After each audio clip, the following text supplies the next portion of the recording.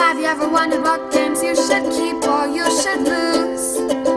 Find out here at Purge Reviews. Have you ever wondered what games you should sell or you should use? Find out here at Purge Reviews.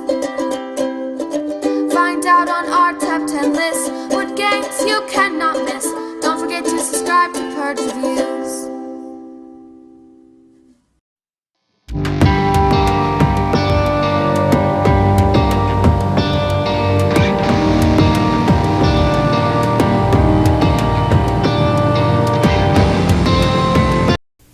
Good Cop, Bad Cop comes in a very small package, but there's a lot of game in this box. Good Cop, Bad Cop, it stands on the shoulders of other games. That's not a negative. A lot of games do that, right? We borrow mechanisms, we see a little of this. Oh, this is like this game, but a little twist. So this game builds on the social deduction, right? It's going to build on top of the resistance, on bang. You're going to see a lot of these attributes in this game, hopefully to make it better. I think it does in a lot of ways. I think it is better, or just different, but as good. So the main differences in this game is going to be the equipment deck. So you're going to be going around trying to figure out who's good, who's naughty, who's the agent, who's the kingpin, because you have to kill the agent or the kingpin, right? Reminiscent of Bang. But the equipment deck you can draw cards from is interesting because those are ways to break the rules, and people always like that. That's always fun. And then you have to get a gun from the center. There's not enough for each player, and point it at somebody and then shoot. But you can't point and shoot on the same turn. And sometimes you'll point, and by the time it comes back around to you, maybe you think it's somebody else, or it has changed due to the equipment cards. So now you have to point somewhere else. I really like Good Cop, Bad Cop. I think it's a really fun little game. It's super portable. It fits in the palm of my hands. Literally, I can put this in my pocket. I like it quite a bit. There's a lot of fun in this game. But you're going to have to like social deduction games. This is one of those games where I feel like about halfway through, you're trying to figure out who's who. And then from that point on, you're just trying to maneuver. And that's when the game is kind of coming to its end. You're just trying to maneuver. And with your compadres, hopefully, you are correct, of trying to figure out who everybody is. There's not a lot of guessing, I don't think. I don't think there's a lot of deduction. A lot of times, you can quickly start figuring out by counting the cards, or by just people throughout the game will be flipping over their cards, and you'll be finding out who it is. So social deduction's a little bit in it, but I think you'll quickly figure that out very easily through the mechanisms in the game. The artwork is cute. A lot of the cards don't have any artwork on it. The cards are good quality. I like this game a lot. Now, what I don't like about it is it could be a little swingy. I think it's really, in our games, it was really hard for the bad guys to win. That may just be our group and how we play, so don't put too much stock into that. Other than that, it's light. I think you could play this with nearly anybody, and it is maybe not the most gamery of all the social deduction games, but it is a fun game, and I do recommend you pick this one up. It will be a keeper for me.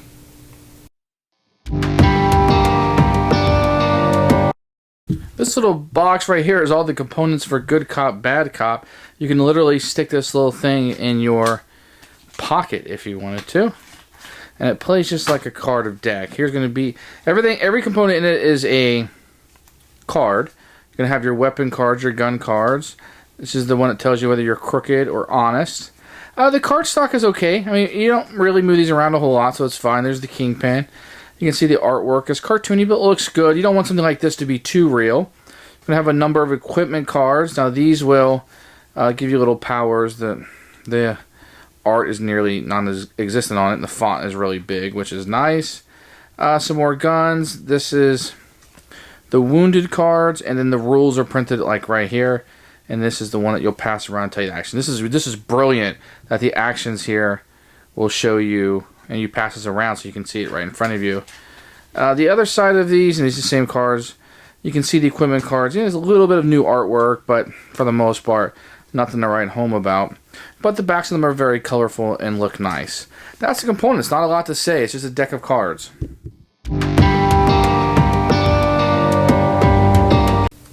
The rules for Good Cop, Bad Cop come just printed on a few playing cards. The game is very easy to learn, very easy to play. I don't think you'll have any problems with the rules whatsoever. Easily peasy, lemon squeezy.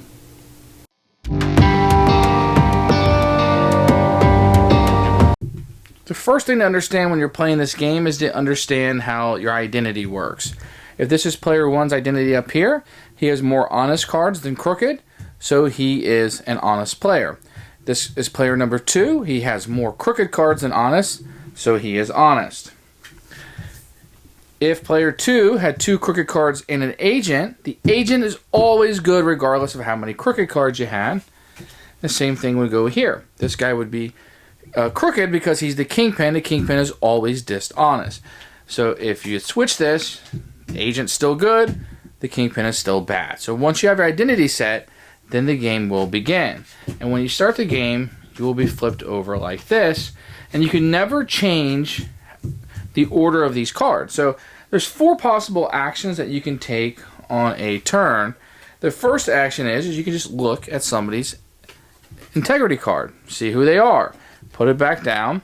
Can't show anybody else, but you definitely can tell everybody what it is, lie to them, bluff, whatever you'd like to do. The second thing you can do is you can draw an equipment card. You can only have one, and if you already have one, you have to discard to draw one, but they do different things for you that pretty much break the rules. After the current turn ends, play moves immediately to your turn, so you get a second turn. Each player has no face-up integrity cards, must choose one integrity card to turn face-up. Turn order is reversed at the end of the current player round. Steal a gun from any player. Retrieve a player who was eliminated, or revive a player who was eliminated. Choose and discard 2 of their integrity cards. The overall is determined by 1 integrity card for the rest of the game. Investigate any 2 players. So these just kind of screw things up and play with the rules. But if you take one of those, then you have to turn over 1 of your integrity cards. The next thing you can do is, and remember on a turn you can only do 1 action. Then the other players go and it goes around, then you get another action. But these are just possible actions. You can get a gun, pull a gun, and aim it at somebody, one of the players at the board. You can't fire it yet because that's a different action. To shoot is an action, and then you just shoot somebody, and they have to flip over all their integrity cards. If they were honest or crooked, they would immediately die. If they're agent or kingpin, they then take a wounded card, okay? And the wounded card will tell them to draw an equipment card, and it takes 2 wounds to kill the agent or kingpin. If the agent or kingpin die, the other team wins. If the kingpin dies, the good guys win. If the agent dies, the crooked people win. Very simple game. The equipment cards are going to come into play with this. You can't just grab a gun and shoot somebody. You have to wait around. And a lot of times while you're waiting, the game will change. And who you thought was bad is now good. Because sometimes with some of the equipment cards, these things might change up too. So who you were going to shoot may no longer be bad or good anymore. That's rare, but it is in the game. And that's kind of how you play.